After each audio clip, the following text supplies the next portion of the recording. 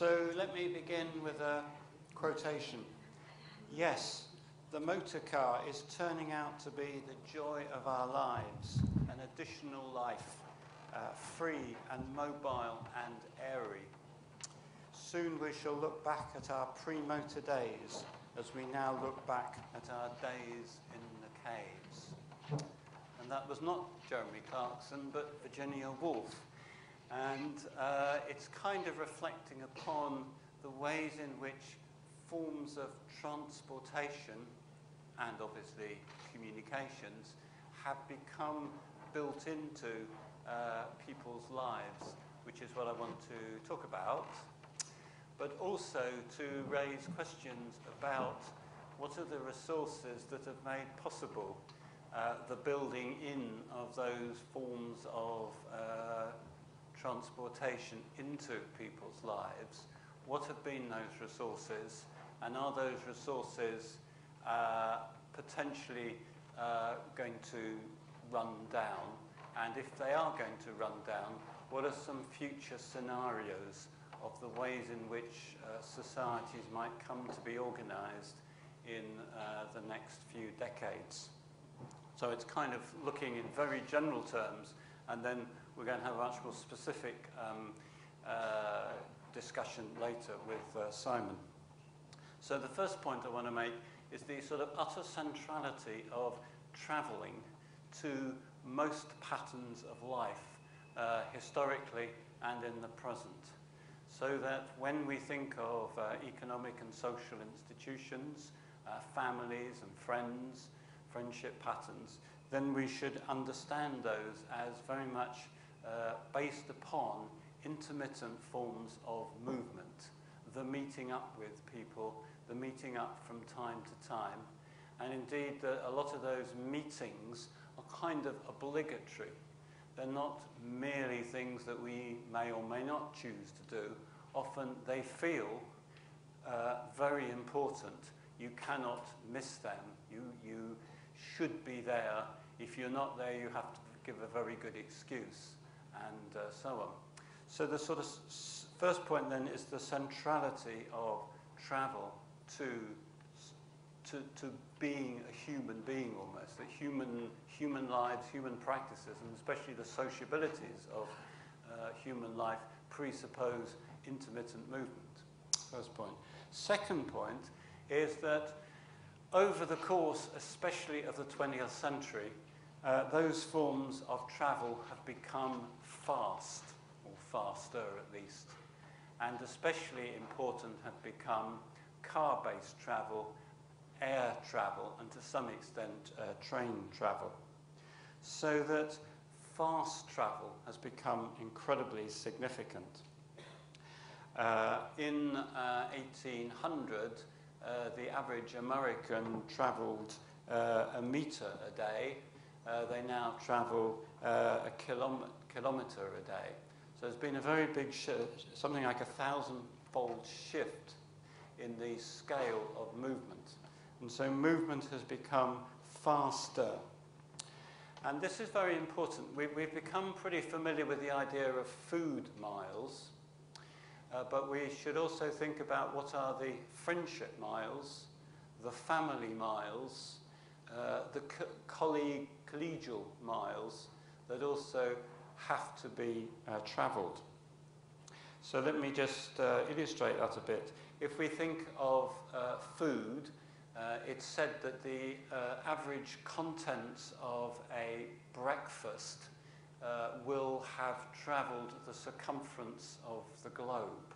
If you add up all the components and if you then work out how far they have travelled, obviously much of that food that makes up the typical breakfast has travelled in aircraft and also to some extent in trucks and lorries and also in ships, and especially in big boxes called containers, which have revolutionised the mileages of objects, and pretty well all the objects in this room will have travelled in these big boxes, big containers. In fact, it's sometimes that there are something like 4,000 containers on these huge container ships, which have, over a 30 to 40 year period, transformed the sort of patterns of movement of objects. And also not just of objects, such as a whole computer, but also of the various components that make up any such object. So there's significance of food miles, the miles travelled in containers, and that plays a very important role in the centrality of China in manufacturing components around the world. And then, as I've been saying, families also have miles built into them.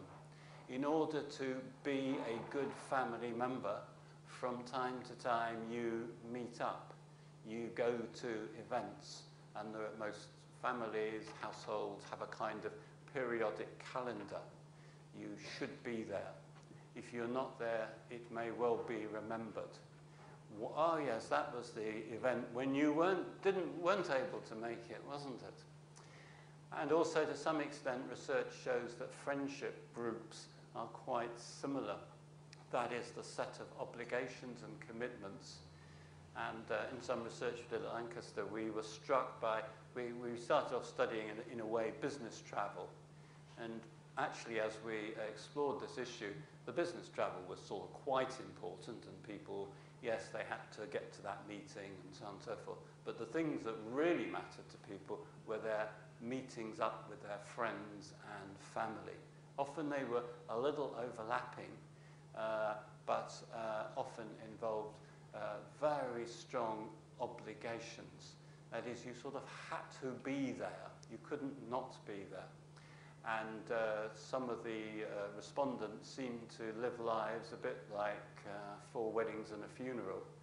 And this was a sort of set of events during each year in which they were expected to be present with others. And overall, it's thought that if other things don't intrude, then over the period 1990 to 2050, there will be a 4-fold increase in the distances the world's population travel. A 4-fold increase. That says nothing about the movement of objects, as in those container ships and on all those aeroplanes, but just of people, something like a 4-fold increase. And in all of that, clearly there's a very central role. Thirdly, there's a central role of car system to that movement. The car is not just, of course, a means of transport. That's one of the things that's very interesting about the car. It's both a means of transport, but it's also a kind of form of dwelling.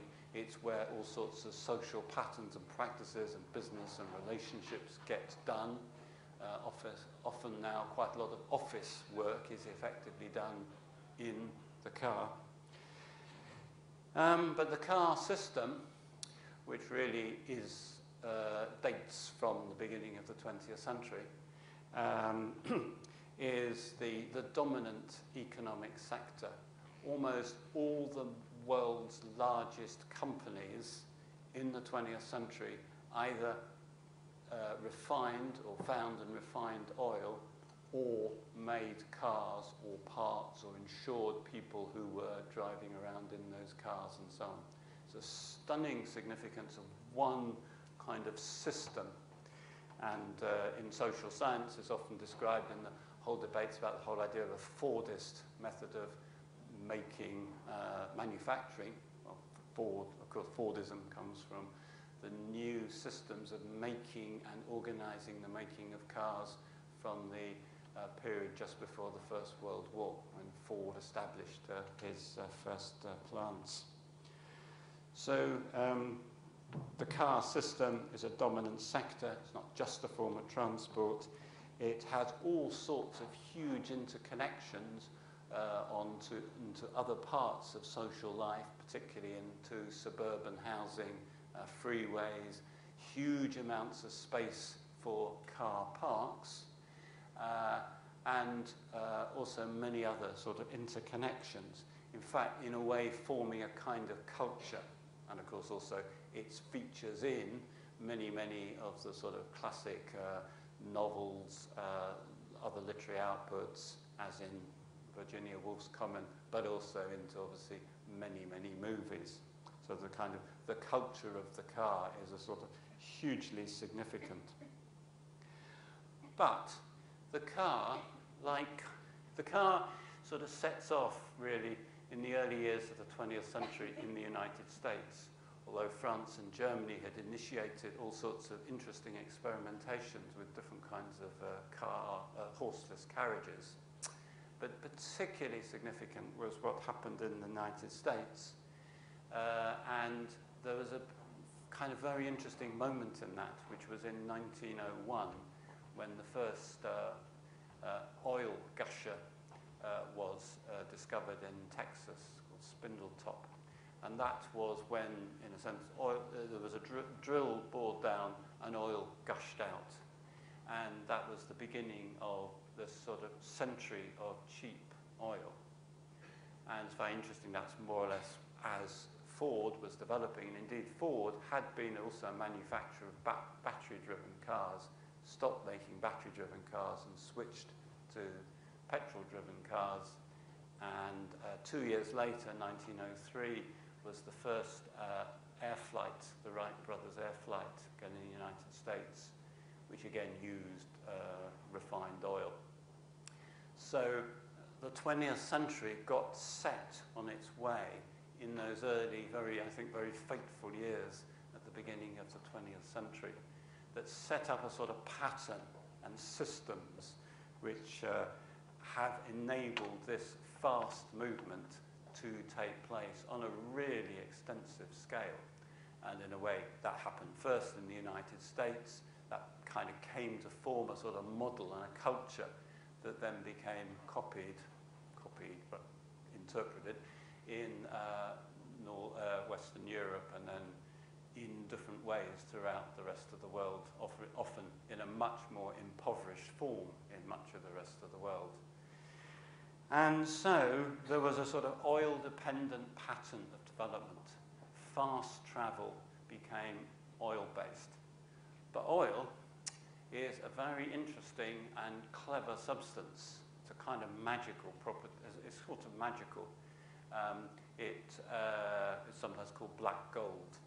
And oil not only now accounts for at least 95% of energy used for transporting people and objects, and especially food and water. So almost everything that makes human life possible in terms of transportation is oil-based. At least 95% of manufactured goods, pretty well all of those in this room, will have oil in them in some form or another. It's thought that at least 95% of all agricultural products depend upon oil in some form for irrigation, for fertilizers, and especially, of course, for transportation. So one of the peculiar things of the 20th century, which I've now got more and more kind of obsessed about in a way, was that it was a sort of one-resource century. It was a century built around huge supplies of cheap oil.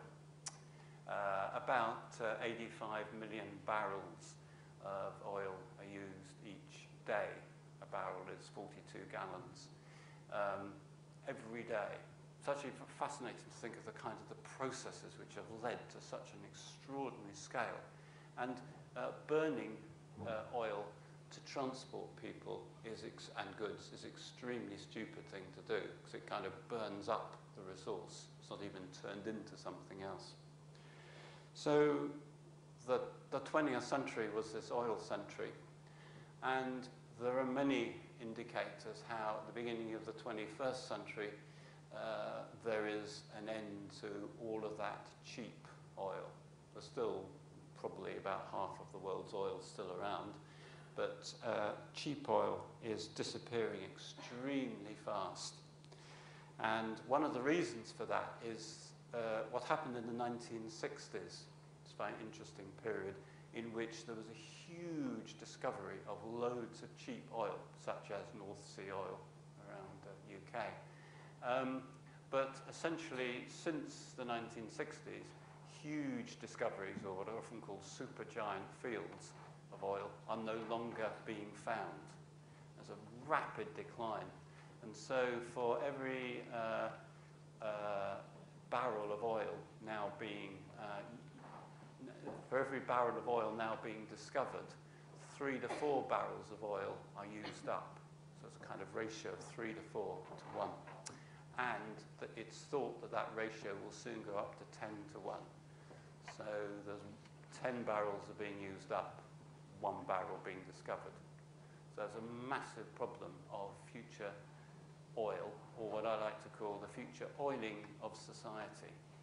Will there be a future oiling of society? And that's all a huge problem, but it's also, of course, a fascinatingly greater problem because of China.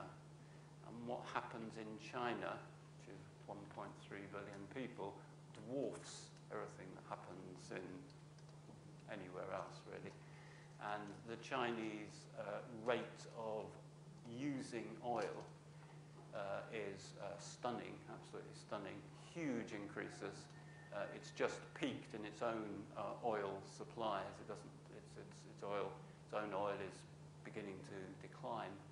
And some calculations say that within a couple of decades, if China keeps increasing the amount of oil it's currently using, there will be no oil for any other country in the world. So it's utterly stunning if you can project forward. So the question of oil is very important and very interesting, and utterly insufficiently taken account of, except by organisations like Transition Towns and so on, which I think does brilliant work. But getting that sort of taken into account in public policy is hugely limited and not really sufficiently noted. So I think that there are a number of scenarios for futures, and roughly speaking, these are all quite problematic future scenarios.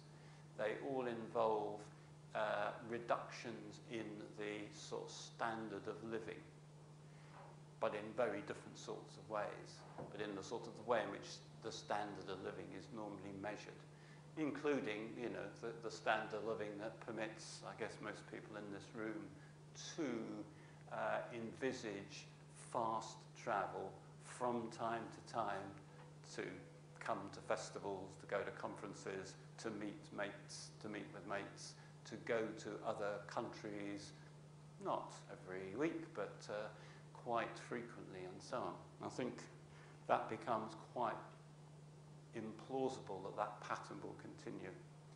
And so I think there's a sort of winding down. And so although people talk about peak oil, I think one of the futures is peaking of everything. And I think I will stop there, and we will go on to hear a way of dealing with that.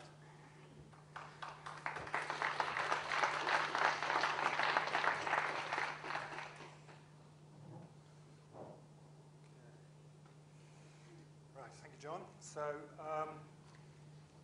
John's talked about sort of the medium term and the long term problem, and I'm going to talk about what we can do in a short term to try and address that maybe. So how do you persuade people to change the habits of a lifetime of driving, 20 or 30 years in some cases, longer obviously. Persuading people to do things they don't want to do is quite hard, and that's what I'm going to try and talk about today. So sort of three main things I'm going to talk about here is what do users want when they're driving. I'll just explain a little bit about what we do. So my company, DriveGain, we make an application, an iPhone application, that teaches you how to save fuel as you drive, so to reduce your fuel usage. So I'm going to talk a little bit about the research we did in terms of what users actually want from this kind of application, about changing user behavior, and then how we actually put that into practice. So what do users want? We talked to them about saving CO2 and reducing oil use, and in fact users, mass market users, just don't care about any of that stuff. What they want to do is save money. And that is the primary concern of about 95% of the users we interviewed. Only 5% are the sort of deep greens who are going to put their, exactly as John was saying, their lifestyle behind the imperative to save some energy and save some fuel. So if you can't show mass market users a cost benefit, they're just not going to be interested. And that was a very strong finding we had. And I think probably if we'd done that research pre the 2007 credit crunch, it would have been slightly different. I think people would have been a little bit more altruistic. But in the current cost-constrained days, they're not. The other interesting thing we did when we talked to users about driving was we talked to them about MPG. And about 60% of the people we interviewed had no real idea what MPG meant. They knew it was this figure. Is it a Jeremy Clarkson thing? I don't know. Not interested, really. Don't know how it works. I kind of ignore it. Which was kind of a shocking figure for me. I assumed that most people would have their heads around that, but they don't. And the other thing that clearly came out was, you're not going to nag me, are you? Are you going to tell me off? I don't want to be told off. It's not. I'm not going to switch on an application that's going to tell me off as I'm driving around. So with that kind of user feedback, I got to thinking about how you change user behavior, and relating this to some other sort of performance analysis that we'd done ages ago. This guy called B.F. Skinner. I don't know if any of you are aware of this guy. Fantastic looking old gent here, American, working in the 30s and 40s. Did some revolutionary work with rats and it's what's known as Skinner boxes. And what he was doing with these rats is giving them stimuli, getting them to do certain tasks, and then giving them rewards or not giving them rewards. And he invented this whole idea of schedules of reinforcement. So how you reinforce a certain task will make the rat do it more often or less often. Now, it turns out that humans work on exactly the same basis. We are absolutely rat-like in the way we respond to stimuli. It's exactly transferable. So there's a thing called positive reinforcement. So I do something, I get something I want back. And that is a massively positive feedback loop. And what happens is it's a win-win. Everyone feels good. You're getting the thing done, and you're getting the thing you want. And then there's negative reinforcement. I do something, and I get something back I don't want. Now, this is normally what is used, right? When people are trying to reinforce stuff. They tell people off, you shouldn't be doing that, don't do that, I'm going to fine you for doing this.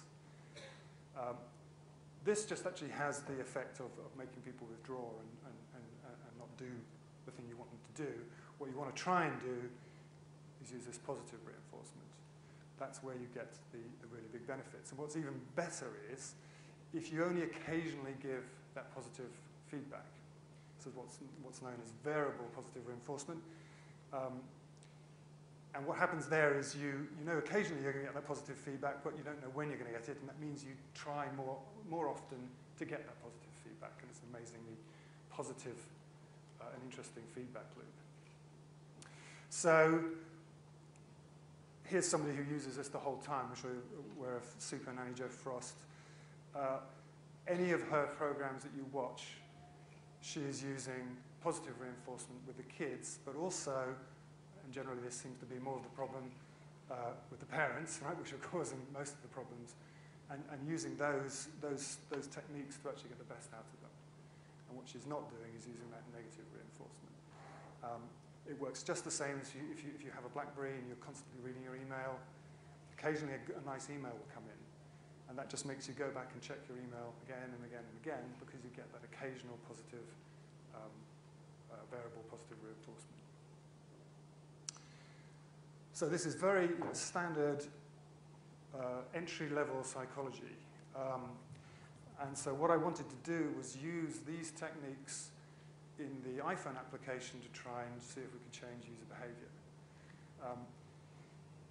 If we produced an application which just shouted at people, they simply would turn it off. They'd just stop using it. So what we're trying to do here is change that behavior. So there's sort of three aspects of this. Audio feedback has the capacity to be incredibly annoying because you can't turn it off. Your eyes are very, can focus in on certain areas and essentially ignore everything around them, whereas your hearing can't. That's why noises can be incredibly annoying. So what we had to do here was make sure that we don't repeat too much and that we're giving them overwhelmingly positive feedback.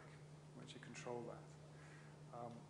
And that process is working very well. We've done a lot of user testing on this. I'm sort of very passionate about discount user testing, as it's called, where we do very small user tests on every iteration we make. And one of the things that comes out of this is when they get the positive feedback, people really like that. They respond to it. So, for example, we say something like, your speed was good. And they like that. And then it says, your speed was excellent. Oh, that's even better, right? So I'm now going to really try and get that response. The speed is excellent. And I have to really go to sort of 80% kind of our internal marking in order to get that response. But they really want to try and strive to get that feedback.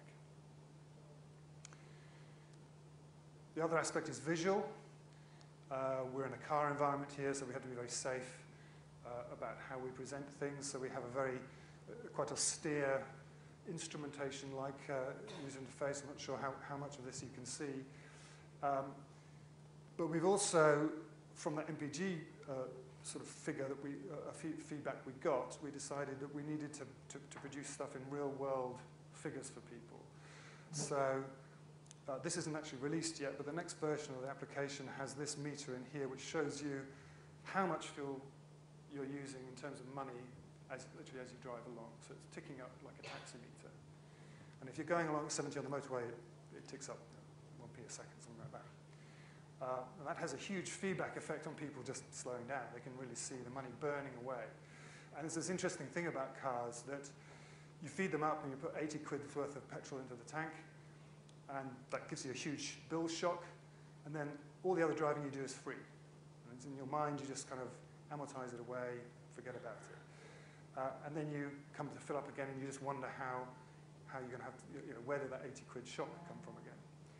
So when you can show people exactly that a certain journey from one town to the next town that they, in their mind, they had down as free is actually costing them 2 or 3 quid, that is quite a shock to people. Now, this is based on real time, on the current updating fuel price. So obviously, as John was saying there, the end of cheap oil is gone, the fuel prices carry on going up, as any of you who drive will know. This is only going to get worse. When we first started doing this application, the prices were fuel prices were low enough that this meter didn't really move fast enough. You had to drive for quite a few minutes before it would tick up. Now, as I say, it can be ticking up once a second as you're driving on the motorway. Actually, let's just... The other thing we had... sorry. Zooming around a bit too much here. The other thing we have here is this meter here, the green and red meter. This is very good in terms of the positive feedback because people just love to keep this slider in the green. They really like... it's a very quantifiable thing for them, and that's something that everyone tries to do. They don't even necessarily really need to understand what this figure means, and this is really here for the techies who really want to look into how many, in this case it's pence per mile, but they know that keeping in that green is going to be the right thing to do. And the last item here is gamification. So there's this great quote that gamification is like the high fructose corn syrup of application development. Right? You add a little bit of gamification, that's going to make it better. We are going to put some gamification into this system, not just as a bit of corn syrup, but because we really think it's kind of valuable. There are a whole load of people who are less cost sensitive and don't really respond to the cost arguments, but they do want to be best at something, and they do want to have a good skill, and develop a good skill. And so we have, in the next version coming, ways where we're going to have leaderboards, and we can compare any user in any car in any circumstance. We've spent a lot of time to level the playing field, so we can say that such and such a person is a better eco-driver than such and such another person. And so this is there to include the people who are perhaps less motivated by money, but more motivated by gains. And I think that there we can stop and have questions.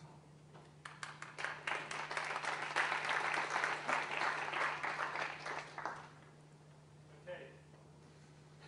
So now we'll invite the speakers back onto the stage, and we'll open the floor to any questions that we might have. Would anyone like to offer a question to start off the discussion? Yes. Would you like to introduce yourself as well? Alex Huff. Where do you see the threat to your product? Threat? Commercial. Where do you see the threat to it? Well, I think there's something like 800 million passenger cars in the world. There's a lot of cars out there. So there's a whole load of electric cars coming in, which are using a totally different system. And in fact, we can apply some of that technology there. But the truth of the matter is that there is a huge installed base of cars out there. And a lot of people want to do a better job in terms of economy with what they have now, rather than having to go and spend £20,000, £30,000 on a new car. So I don't think, I think this is, I'm probably the only person in this room who feels good, when the price of petrol goes up by 10p. But every time that happens, we get a load more downloads. There's a direct correlation between those two things. So the oil price is on our side. Yeah. When I was an entrepreneur, I was thinking, how do I put this into a car? Yeah, the trouble with putting things into cars is it takes 5 years to happen. So the sales cycle is just too long. So we're concentrating on the third-party market, so putting stuff into mobile phones right now, but also sat-navs. And there are other people who are interested in this, like insurers and so on. There's a real link between eco-driving and safe driving, which they're very interested in exploiting. So we've got a number of avenues for this down the road, but right now we wanted to get this technology out there and prove that it kind of works. John? So I was just going to say that there's quite interesting research that shows that there has been a slowing down on average of the speed at which people are driving, both in the parts of Europe and also North America. And there's also been the distances that vehicles are typically travelling in the US, which is very significant, has also shown some decline for the first time in about 50 years in the US in the last 3 years, which is to do with a complex of reasons, but some of which is to do with, it is said, thinking more carefully about the use at which this very valuable and expensive thing, oil, is being used in your car. Okay, do we have any more questions? Yep, great. James Duggan, it's just a question about, you said about the impact if it works. Do you have the data about how much less people are driving? And what seems to work? Yeah, so the current version we have out there has no link to the website. We can't grab the data, but the next version is going to be uploading each journey you make onto the website if you enable that.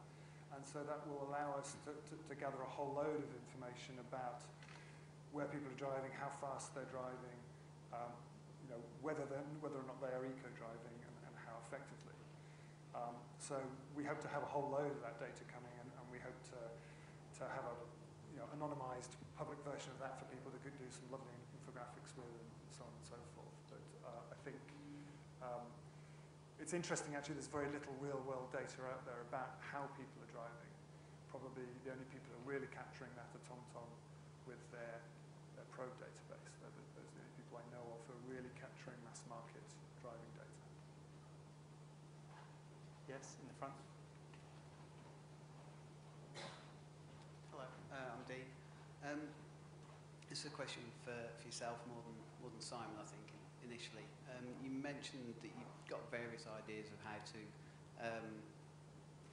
improve or how to deal with the future oiling of the world and that. And you said that most of those are in some way negative, just because there's less oil around. Surely, I mean, I don't know in terms of that's going to be a bitter pill for people to swallow just as a populace. People don't even like recycling, or anything like that in general. But surely that there must be some ways where, with the sort of democratization of, this kind of information that's just out there and getting more people thinking about it, that there must be ways of, not just, damage limitation, but making life better through doing this. I mean, I, of course, don't have the answers, but the kind of, 50s, 60s jet age optimism of better living through science, and surely we know more now than we did then, and there must be better ways around it. Yeah, that's very interesting. I mean, in a way, I think there is both a huge understanding that there are all sorts of bad consequences that follow from using coal, gas, and oil, as it almost certainly is changing global environments, and that's going to have probably some very dire consequences. But also, there's other surveys that show that, for example, it's thought that about 85% of the world's population, if they could have a car, would have a car. So there's a huge market for your app. And of course, those societies which have previously had very low rates of car ownership, and the most spectacular one, as I keep saying, is, well, India and China are really, and Brazil, the so-called BRIC countries, which are kind of going hell for leather into a sort of car-based, oil-based economy and society, which is really huge problems.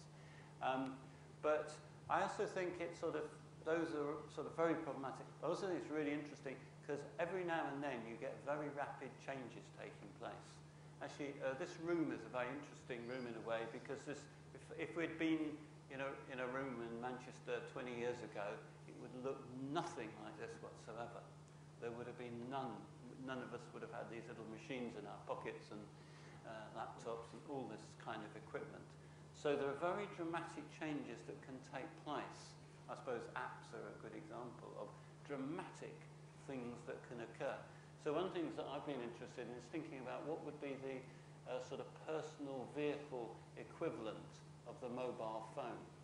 Kind of the mobile phone sort of came from nowhere, and now there are 2 to 3 billion in the world, which is pretty astonishing.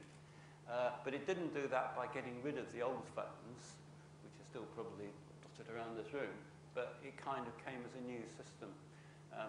The Buckminster Fuller, the sort of futurologist, said, you never get rid of, you don't get a new system by replacing the old, but by building a new. And I kind of think that a new personal vehicle system, somehow using the different digital technologies, using totally different materials to build the car,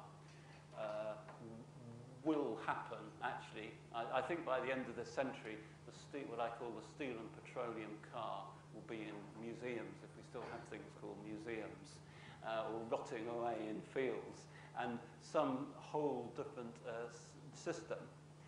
But actually, nobody really knows what that system is. But I think it's being formed, and it may well be being formed by the sort of digital innovations that people probably in this room are particularly interested in.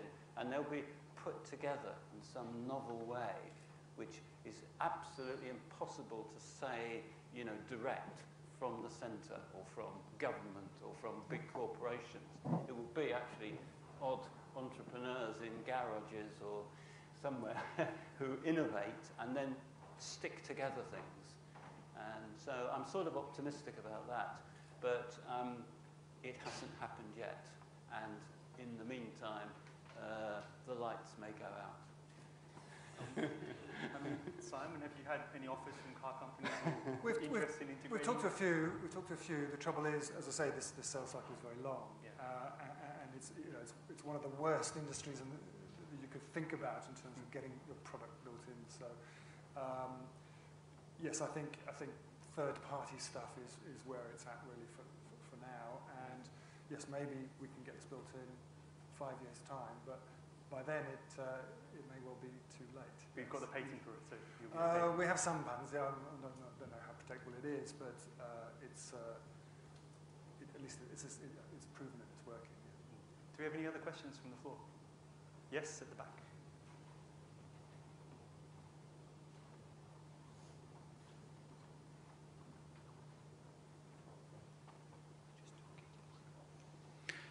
Kostas Arvanidis from the University of Manchester. It's a question for both of you, actually. I found quite interesting what you said about when you put £80 on petrol on your car and then you forget about it, then you remember that you have to put another £80 when you need to refuel. And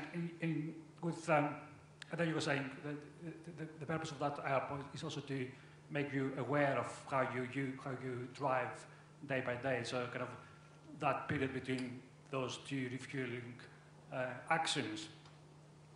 So I was wondering whether you had any feedback from any of the users about increasing stress levels on day-to-day basis, because they need to be not just aware of how much they spend, but also self-aware of their own actions, like day by day. If anything, it reduces the stress levels, actually. What we find is the first thing people do is slow down. And it's the easiest way you can save fuel, by the way, is not drive so fast. And the moment you start doing that, especially on a motorway, you just pull into a slow lane, go behind some lorries. It's so much more relaxing. You arrive in much better shape. And there is a really strong link, as I was saying earlier on, between eco-driving and safe driving. That's because you're going slower, but also you're anticipating traffic ahead and so on and so forth. So actually, if anything, it's reducing stress. In fact, one of the things we've thought about as a future development is giving feedback on how to make people drive in a less stressful way. But actually, it's probably most of the same things, in truth. So the two things are definitely linked. Okay. Yes, that's great.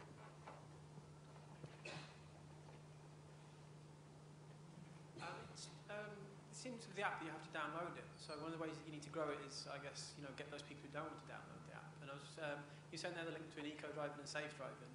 I think insurance companies have been more interested now in the kind of the actual driving behaviour in terms of, since the demographic and gender profiling is, becoming, disallowed. So have you thought about that's a way that you could, increase the, people downloading your app by a relationship with insurance companies? Yeah, no, we are talking to car insurance companies who are very interested for just that reason. Ideally, what car insurance companies want to do is a pay-as-you-drive system where you literally are insured for each journey you make. So if you're driving it particularly on, late at night or on motorways, that's going to cost you less insurance than if you're driving in a higher risk area, so that they can get rid of this having to have specific rates. But in order for people to do that, they need to have something running in their cars, and they know that that's been particularly problematic in the past where they've had these black boxes. So what is interesting about our stuff from their point of view is that there's a real quid pro quo here. Okay, you're getting an application which is saving you fuel, and then we're getting some data, and if you carry on using the application, maybe we'll give you some money off your insurance when you come to renew next year. So that's the kind of idea. Whether or not that's going to work, whether or not we actually persuade an insurer to actually release something, but we're talking actually to Toon right now about that, and it may well come about. Okay, I think we've got time for one more question. I think I don't drive anymore. I can drive. I don't have a car, and I cycle. And I continue to cycle because there are positive benefits for cycling.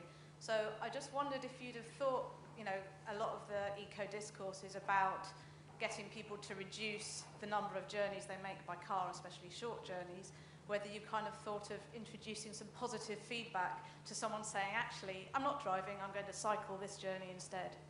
Certainly, there is some feedback we could do for a very short journey, which would be, well, there weren't very many hills on that journey. It wasn't very long, so you could have cycled or even walked that journey. We haven't done that in the current version because I think the reaction would be quite negative to that. It is something that we will think about doing. Maybe there's a super green mode which we switch on where people who are more sensitive to that kind of feedback would allow it to happen. What I'm really interested in is what somebody described as the mid-greens the other day to me. People who are not as eco-conscious as clearly you are if you've given up driving, but who are using the car and dependent on it and just want to reduce their energy footprint in some kind of way. And I think that the benefits of doing that over that massive population, which is probably 80% of the users, it's sort of an 80-20 rule thing, I think, is going to massively outweigh stopping a few people not driving short distances and so on. And there's all these arguments about, well, cycling is only more efficient if you're not eating hamburgers. Yes, and all these ridiculous. Well, I don't know how good these arguments are, but there's an interesting argument about the energy's got to come from somewhere. And if you're eating raw beef, actually, it's better to drive. But that's a different argument for a different conference. I'm just going to say the thing that I think is very interesting in what Simon had to say, one of the things, is the significance of positive reinforcement. So one thing that I think is bad about a lot of environmental discourse is that it's full of punishment and telling people off and stopping people doing things. But the way you presented it is actually you have a choice because you've got walking, cycling and car driving and taking cars and trains and so on. So proliferation of choice is kind of the way in which I think these sorts of choices are much better presented rather than penalising or punishing people. And I think anything that's going to be an interesting, what I call a post-car future, will entail something that's actually got to be like Virginia Woolf thought about the car, more fashionable and more fun. And it certainly can't be just something that's you're just instructed to do and ordered to do. So. Yeah, we specifically made sure that we were not being judgmental. In any of the feedback we give, we're just saying, this is what the effect is of what you're doing now. So that people could... Some people don't want to drive slowly, so the speed meter is separated out in the application. They can see what the effect of that is, and that's fine. So they can pay attention to those things or not, if they want to. But we can't prescribe how they should be driving. We just got to give them the feedback, and then they can make choices about how they want to alter their behaviour if they do want to alter